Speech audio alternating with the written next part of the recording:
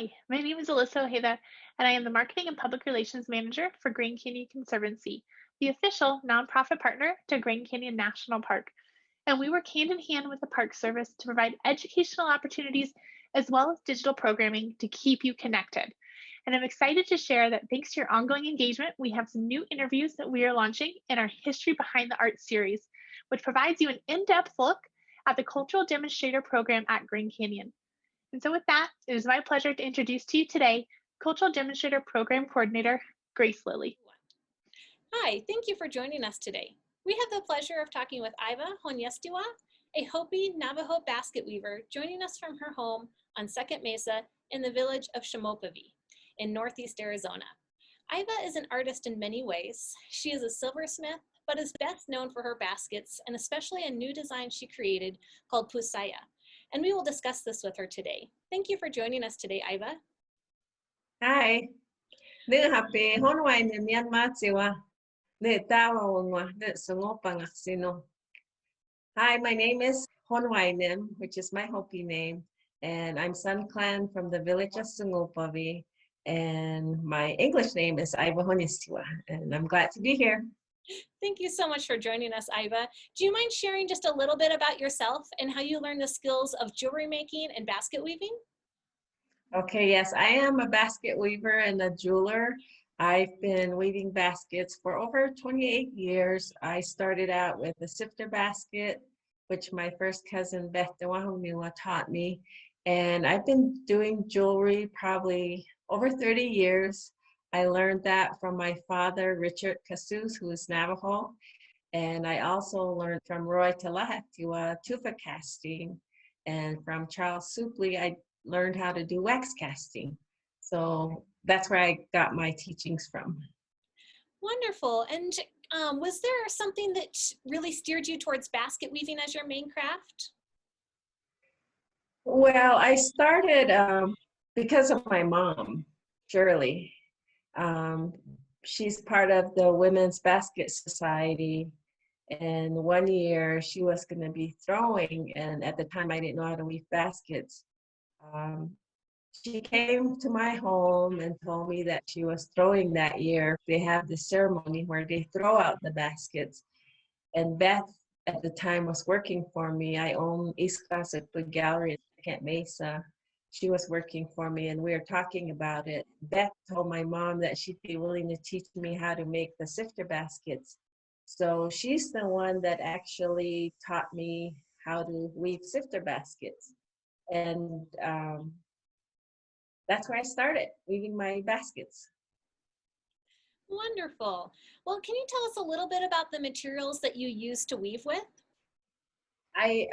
Most of the Hopi weavers use the yucca plant, and the yucca plant is grown wild. So I can show you what it actually looks like. This is the yucca plant.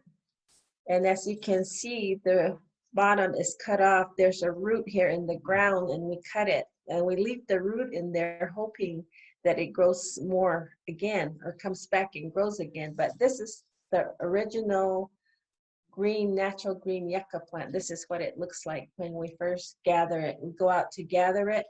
And then after that, we clean them and there's these very fine hairs. And it's a very tedious job. It's a long process to prepare your yucca before you start weaving. So there's these little fine hairs that we clean off from every strand. And then we split them, sort them, and then dye them. And then this is some of my dyed yucca.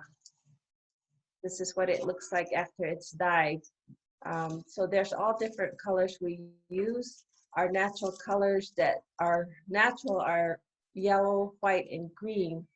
The purples, teals, we do have some natural dyes. They're raw plants like wild tea. There's two different types that we use. We use, like lately, I'm talking about using beets, the beet to make the red. So there's different natural dyes out there. Wonderful. Well, thanks for telling us about that. Do you also use any other plant materials that help give you some stability or shape to the basket? Yes, I use willow branch. We go out and gather the willow branches, and then we form the rings that go around the outer part where we tie the yucca to it. So this is a willow branch, and we also use the three-leaf sumac branch. It's similar to the willow, the three-leaf sumac branch, and it's also gathered while it's fresh, and then you form it while it's wet. And a lot of the women during the basket dance, they use a metal ring also. So we do use metal rings also to tie our yuccas on to the ring. Wonderful. Well, thanks for sharing about those materials, and kind of that's the first step in making a basket is getting those materials gathered. Can you kind of walk us through how you would create a basket from start to finish? Actually, I don't have any started material, but I am working on a coil basket right now. So the yucca strands are the very fine strips, and these are very fine strips of yucca that we use in the coil. So if you can see how fine that is, that's what's being wrapped around this other material, rabbit brush. So we wrap it around, and we're poking a hole with our awl, and then making the hole, and then we put it through, and we're just continually wrapping it. For the sifter basket, we use the wider strands of yucca. If you notice the difference. So coil is this fine one, and then sifter would be this, a little wider piece of yucca. And that's what's woven into these sifter baskets. And this is an all natural green and white sifter basket. So you notice the wideness in the yucca versus the extra fine that's going into the bota. We call a coil a bota. So this bota is a coil basket, and then this is a yucca basket. Those are beautiful baskets that you make, Iva. Thank you for telling us a little bit about how you make those. Can you tell us a little bit about the difference of what a coil basket or a sifter basket might have been used for historically? Yeah, a long time ago, our Hopi people used the baskets daily because they didn't have plates and cups like we do today.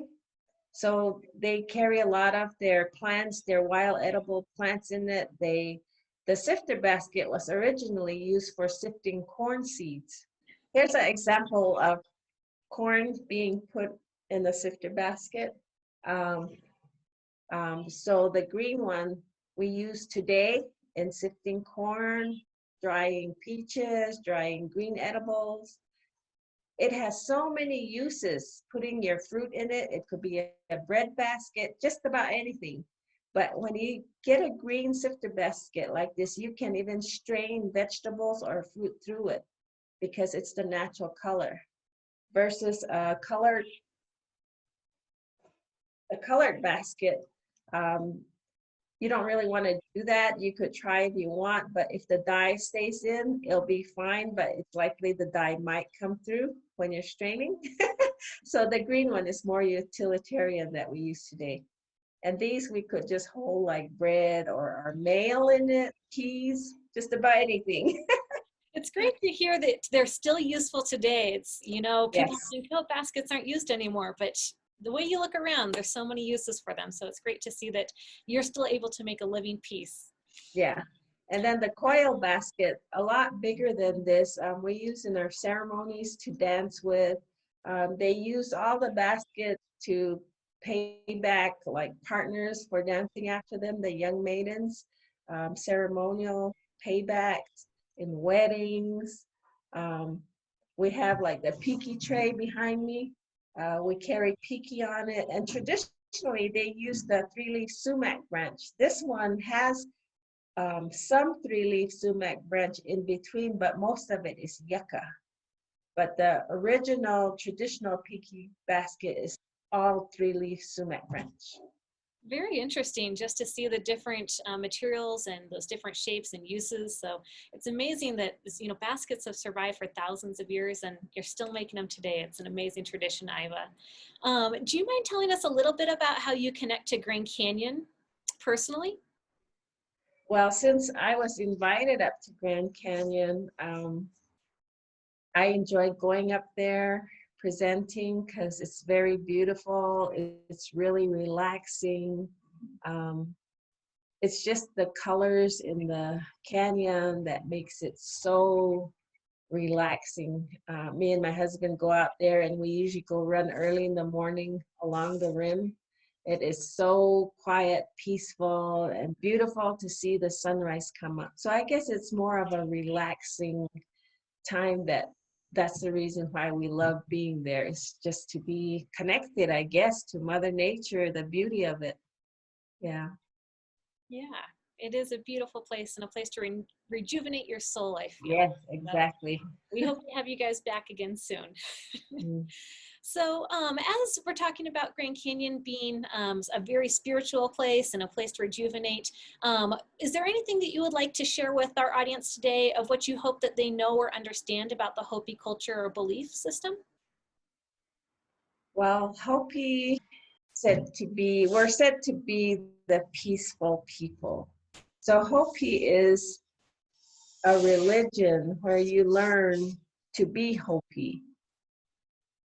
And that means reading people carefully, treating people right, just being nice all around, being true to yourself. I think just knowing that what we're taught through the Hopi culture is all about ourselves, how to be, and it's a very straight path that we're supposed to be walking. And it's not easy to be Hopi. It's hard because sometimes you run off that path, then you get back on. You know, it's a lifelong learning, I guess. But that's what Hopi really is supposed to be. We are supposed to be peaceful, peace within ourselves.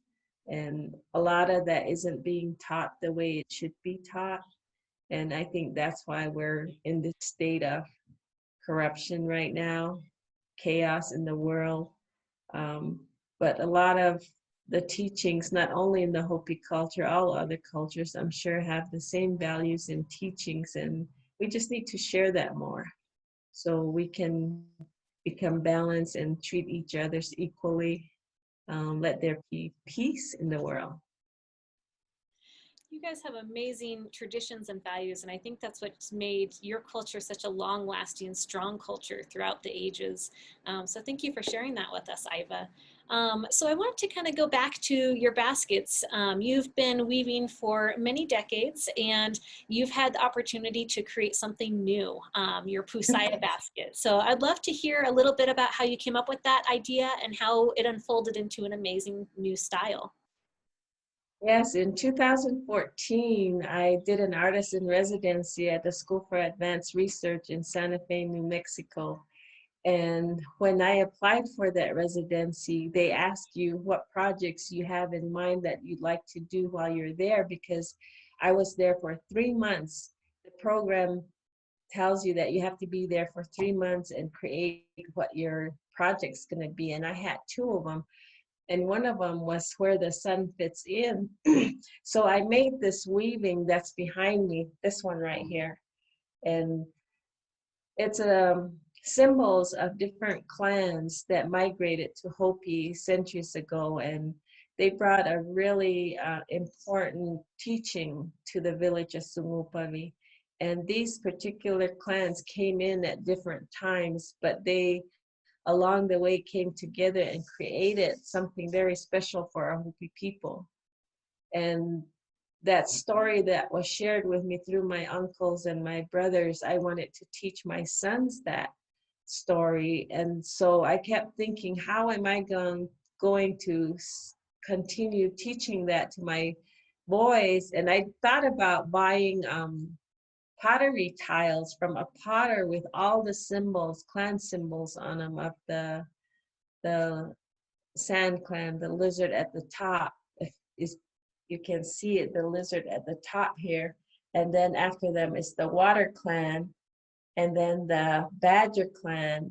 I had missed the Corn Clan. I somehow didn't get in the Corn Clan, and then the Tobacco Clan, then the Fire Clan, and then I'm Sun Clan. So we're at the very end of it, and that's what I titled it, was where the sun fits in, and we're at the very end. But these particular clans created this and brought this to Sungupavi, and that's how they were allowed to come into the village of Sungupavi. Long time ago, while people, different clans were migrating, they were asking for permission to come into the villages, and you had to have a contribution to help out in the village. And that's what they would ask you. And if you didn't, they'd send you on your way. But these particular clans were brought into the village and shared that with the village. So that's when I decided to create this weaving, just to show my sons the story and share it with them with the weaving here. And that was one of my projects. And then my second one was the botsaya. Like I told you earlier, the bota is a coiled basket, and then the sifter basket is a botsaya. So I came up with the name after creating the botsaya, putting the two names together. The two right here, the butterfly botsaya, and then this is the orange flower. Those are the two botsayas I have on hand right now, but that was what I created while I was at the School for Advanced Research in 2014. And when 2 years before that, in 2012, was when I got this idea that I was gonna combine the two Hopi baskets. And I had mentioned it to my uncle, and he asked me what I was thinking and why I was going to do that. And he told me that you just can't do that. And I said, why? And then he said, when you're doing something new, creating something new, you have to have a purpose for it. And I'm like, okay, so how do I, what is going to be my purpose? And as I was at SAR, I was cleaning my yucca, thinking about that, because I started with the Where the Sun's In project first. Then I decided to go to the botsaya, the combination of the coil and the sifter basket. And as I was cleaning my yucca, and like I said, I was there for 3 months. So it pulled me out from Hopi, far away from my family. My son at the time, Richard, was just, I think, 7 or 8 years old. And that was hard. And just to be away from your family alone, that gave me the time to look back at myself, what kind of life I was living. It gave me a chance to look back at my community. And boy, that was really something. And that's why I believed that I was there for a reason. And that's when it hit me that that was going to be my purpose of combining these two, was to bring our community back together. So when I started weaving the coil basket, I said, the coil has to be woven tight to symbolize a tight foundation for our community. And as I tied in the yucca strands, I said, I'm going to tie each and every one of us back together. That's symbolizing each of us as a family, as individuals, that we're tying each other's back together to become one again, because we need each other to all work together to make it a better community for our children and the children that are not here yet, that are still coming in the future. And that was the purpose behind my botsaya. And I felt that was a really important purpose, and I was really happy. And it was tough when I first started doing it, trying to figure out, how am I going to put this together? And today, this is what it looks like versus the very first botsaya that I made. And I have a video out through SAR, and you'll see my very first 3 bozayas that I had created in that video. But today, this is what it looks like. And you can see the changes of how I'm still trying to perfect it in a way. I'm still working at that. And that's my bozayas. That's really great. Thank you so much for sharing, Iva. It's an amazing story to be able to create that purpose of uniting your community again. So as you've spent so many years as an artist doing your jewelry and your baskets, do you have any words of wisdom that you would like to share with other artists? There's a lot of artists out there, and we as artists tend to put ourselves into our art. So continue to do that and always be positive as you're making it, because we more or less we give part of ourselves to whoever purchases our art. And I was telling a friend of mine a few days ago that I was known for my bright colors in my baskets. And I said, they tell us as art, well, my uncle used to tell us that when you create an art or something, you tend to make yourself.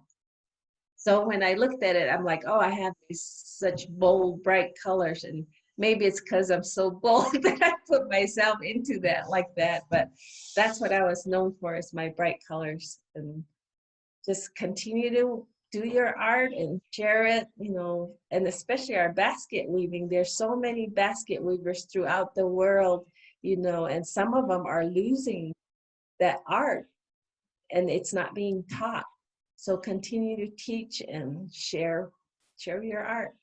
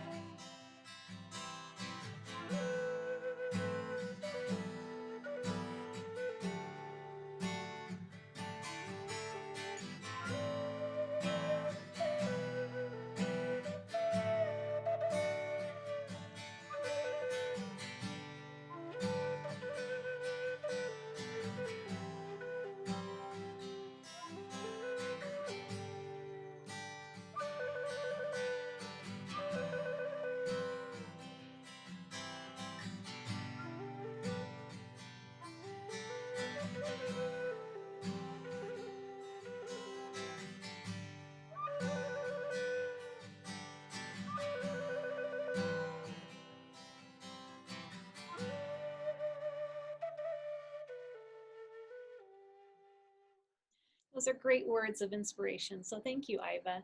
And I have one last question that has to do with these strange times that we're all trying to deal with. It's really hard for a lot of people to navigate. They haven't gone through this before, but generations before us have. And I don't know if you have any knowledge, experience, or skills that you've picked up from your ancestors, your family, that might be able to help us deal with some of the challenges that we're facing today with the pandemic, with trying to be able to take care of ourselves through these health issues. So if you have any ideas on how you might be able to share your belief system and how it's helped your ancestors before you survive these challenging ordeals, people would really love to hear a little bit of advice and hope to kind of give them some inspiration to move through. Yeah, this is a tough time right now with the COVID going on. And I have to say that it did affect me also.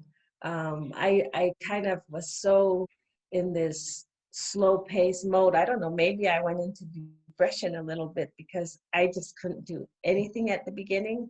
I wasn't weaving, nothing. But what got me through it was I was doing my garden project. And that's what really got me going, was just focusing on growing my vegetables, taking care of my garden. I I literally made a whole new garden from what it used to be. And that's what kept me busy.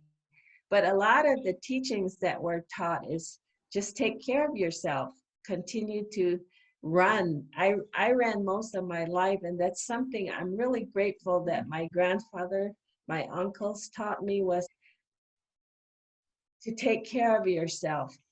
Just keep yourself active and running. And my dad was a very hard worker. He was constantly moving, just he didn't sit still, and he said, look at work as exercise. And that's how I looked at work. I looked at it as exercise, keeping my body moving. And these teachings that we're taught is to take care of ourselves so we can be healthy. And my uncle says, you have to take care of yourself because you never know when they're going to put you in a position that is strenuous or where you're going to have to be physically in shape. And that's what I always remembered. And I think that's why I've always been running all my life. And I continue to run to today. So that was one of the teachings I know for sure. And then to believe in prayer, that there's spirits out there, our creators watching over us, that, you believe in him, that we'll be fine. And prayer is really important to us Hopis. I mean, we're all connected. There's things out there watching over us, so we believe in that. Really great advice, Iva. I hope some people will be able to draw from that and keep hope during these tough, challenging times. This is a last opportunity. If there's anything that we didn't discuss today that you would like to share with our audience today, the floor is to you, Iva. I was going to share also, there's different villages that make different baskets, and this is a wicker basket, and the Third Mesa basket weavers make this particular basket. And they also make the sifter baskets also, and the piki trays. And then First Mesa, they're known mainly for pottery. They do a lot of pottery art. So the different villages have the different types of arts that we're known for. And Second Mesa is mostly known for the coil basket, but now we're known for the putsaya. Yeah. I was going to say, there's something new there. Each generation can add new art, which is amazing. Yes. So, thank you so much, Iva, for taking the time to share your knowledge, experiences, and skills with us today. It's an honor to have you be a part of our cultural demonstration program, and we appreciate your efforts in helping more people feel connected to Grand Canyon, its history, and its spirit. So thank you so much, and we look forward to having you back here sometime soon. Yeah, thank you for having me. Thank you as well. Thank you, Iva, for sharing your basket weaving techniques with us today, as well as some of your own new design styles. So for those of you who do not know, Grand Canyon's Cultural Demonstration Program is made possible with support and grants from Grand Canyon Conservancy and ArtPlace America. To learn more about the artisans in this program, visit grandcanyon.org/demonstrators. That's grandcanyon.org/demonstrators. And stay tuned. Next week, we'll be launching another History Behind the Arts feature on both Grand Canyon National Park and Grand Canyon Conservancy's social media pages. Thank you for joining us.